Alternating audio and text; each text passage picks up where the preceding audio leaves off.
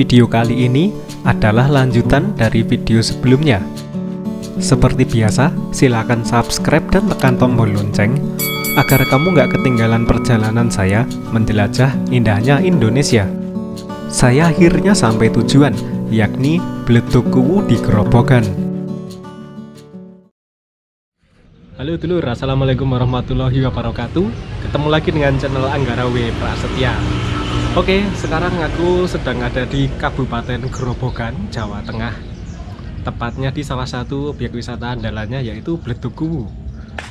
Jadi ini perjalanannya 2 jam dari Solo ya. Aku tadi berangkat jam 7 kurang, ini sampai sini jam 9. Wow, jauh juga. Ini udah di kawasannya sih. Ini kayaknya baru diperbaiki, tapi perbaikannya terhenti kayaknya, mungkin karena pandemi ini ya. Jadi Bledugkuu itu adalah gunung api lumpur. Jadi ada kawah-kawah yang menyemburkan lumpur kayak di Lapindo itu loh. Jadi ini sepi karena hari Rebo ini. Biasanya kalau weekend itu pasti ada pengunjungnya. Mungkin jam 9 tapi udah cukup panas. Istirahat dulu karena tadi perjalanan dari kota Solo cukup capek juga ya. Nanti setelah istirahat kita akan mengeksplor kawah-kawah di Bledugkuu ini. Ini alhamdulillah cuacanya juga cerah. Oke lur, sebelum ke kawahnya di sono, explore dulu. Ini ada patung. Patung siapakah ini? Belum tahu juga. Ini baru sih.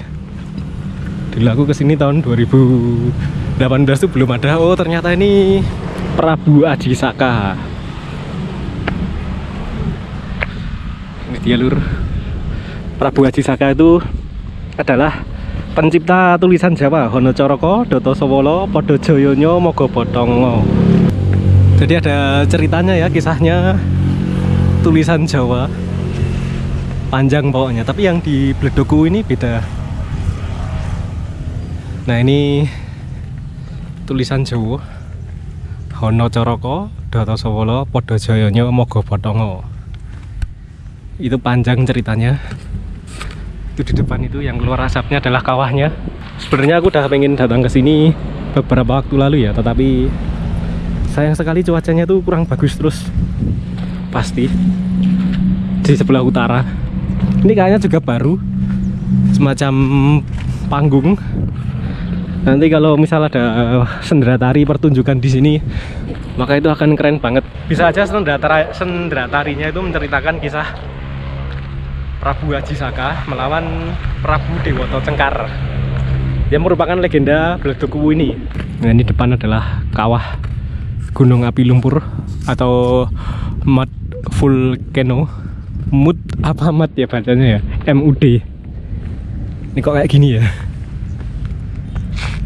Kayaknya emang tanahnya labil. Oke, kita akan menyeberang. Ini ada kayak jembatan untuk mencapai ke kawahnya. Dulu itu di sana ada petani garam, nanti coba ke sana juga. Ini jembatannya. Saya musim hujan becek juga ya. Itu kawahnya lur.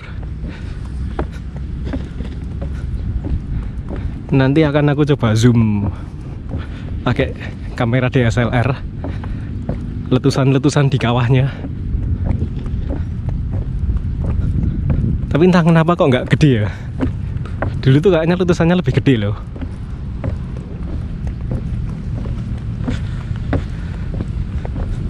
Dan apa ya, menurut info yang aku dapat, ini tuh letusannya gede itu pas musim hujan kayak gini. Karena tanahnya kan lebih becek kan. Tapi ini menurutku agak kurang. Dan ini ya padang, kayak ada di padang pasir.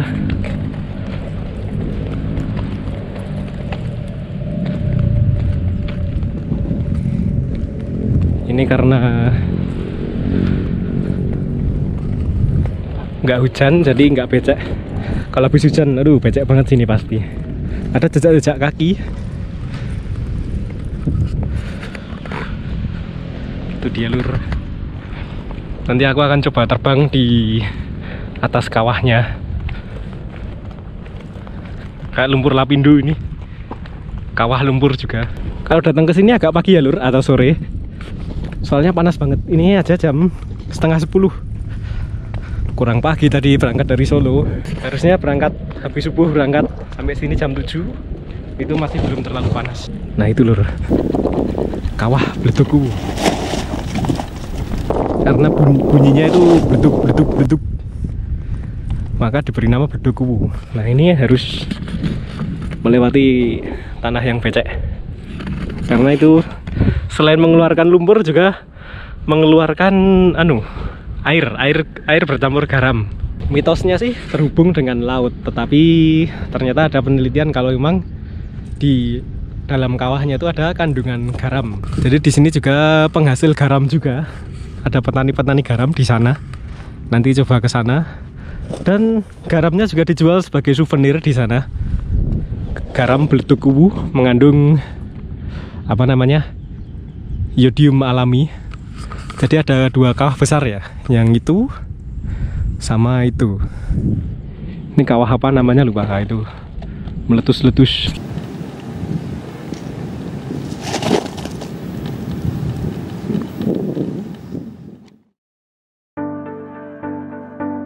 Saya akan bercerita singkat mengenai legenda Bledokuwu.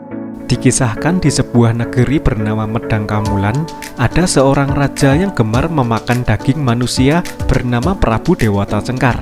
Singkat cerita, ia berhasil dikalahkan oleh seorang pemuda bernama Aji Saka. Prabu Dewata Cengkar tidak mati, ia disingkirkan ke laut dan berubah menjadi buaya putih, lalu menebar teror di lautan. Aji Saka pun menjadi raja di Medang Kamulan. Suatu hari, ia didatangi seekor ular naga yang mengaku sebagai anaknya. Prabu Aji Saka pun tak langsung percaya dan meminta ular naga itu untuk mengalahkan buaya putih yang merupakan Dewata Cengkar. Syaratnya, jika menang ia harus kembali melalui dalam bumi. Sang ular naga pun berhasil mengalahkan buaya putih dan kembali melalui dalam bumi. Tempatnya keluar kembali ke permukaan bumi itulah yang menjadi Bledokuwu. Menurut legenda, ia keluar dalam keadaan linglung karena kondisi dalam bumi yang gelap. Oleh karena itu, ia pun dinamai Jaka Linglung. Nah itu dia dulur, sedikit cerita mengenai legenda Bledokuwu. Sebenarnya ceritanya lebih panjang dan ada hubungannya dengan legenda penciptaan huruf Jawa. Cerita lengkapnya ada di sebuah buku yang juga dijadikan souvenir di tempat wisata ini. Jadi kalau mampir ke sini, jangan lupa beli ya.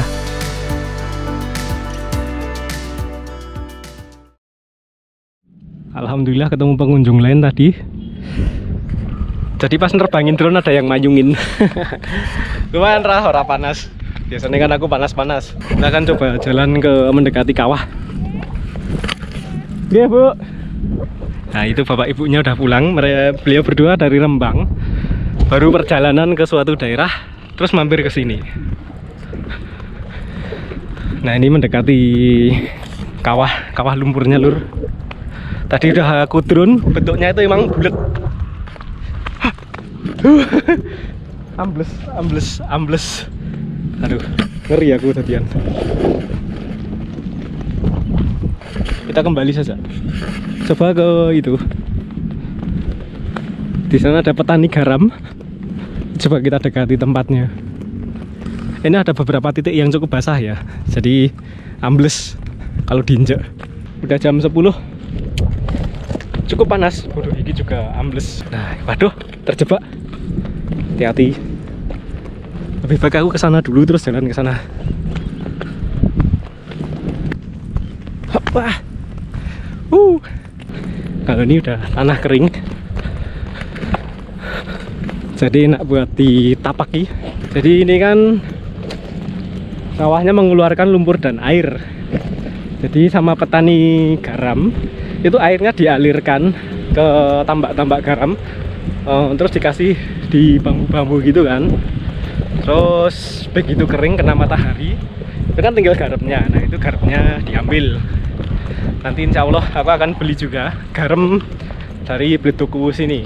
Kan biasanya garam dari laut. Nah ini beda, ini dari kawah lumpur, dari gunung api lumpur atau mud volcano. Itu dia lur, jalan utama Purwodadi menuju Cepu.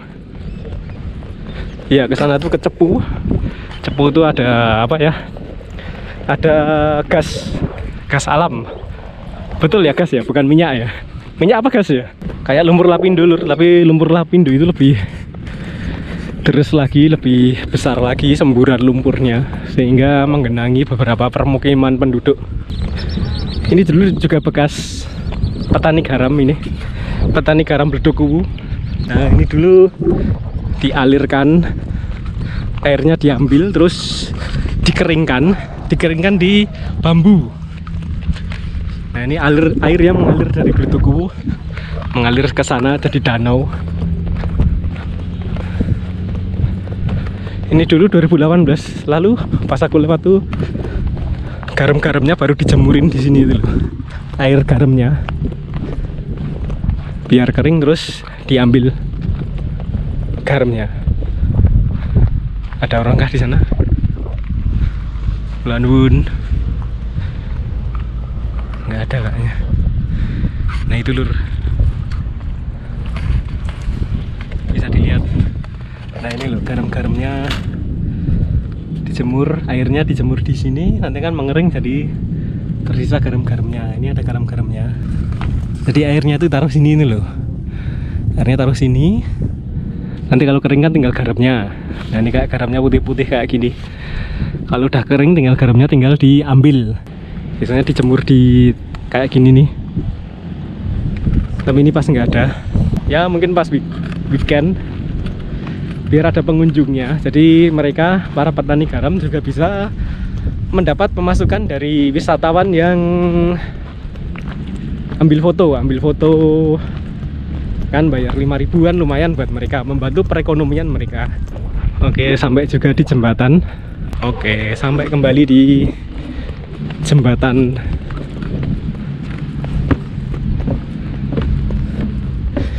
Ini biasanya dikunjungi mereka yang mengadakan perjalanan dari Purwodadi ke Cepu yang lewat sini. Jadi berhenti dulu, istirahat dulu boleh. Tapi saya sarankan pagi atau sore ya, pas cuaca cerah. Kalau makin siang, panas. Oke lur, sampai sini dulu video kali ini ya. Udah puas menikmati keindahan dan keunikan di Bledokuwu. Sampai jumpa lagi di video selanjutnya. Wassalamualaikum warahmatullahi wabarakatuh.